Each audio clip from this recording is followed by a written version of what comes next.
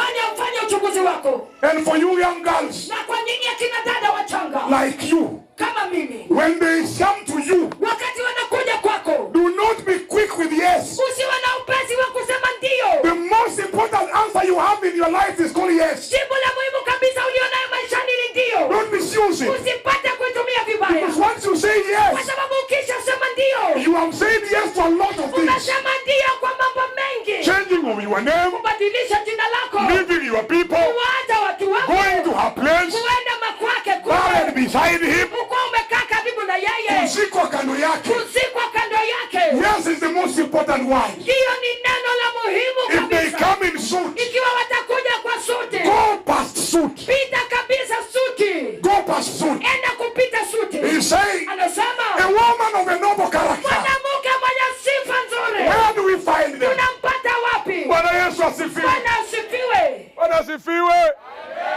I don't hear anybody. Bwana asifiwe. Women of good character, where are they? And in the worship team.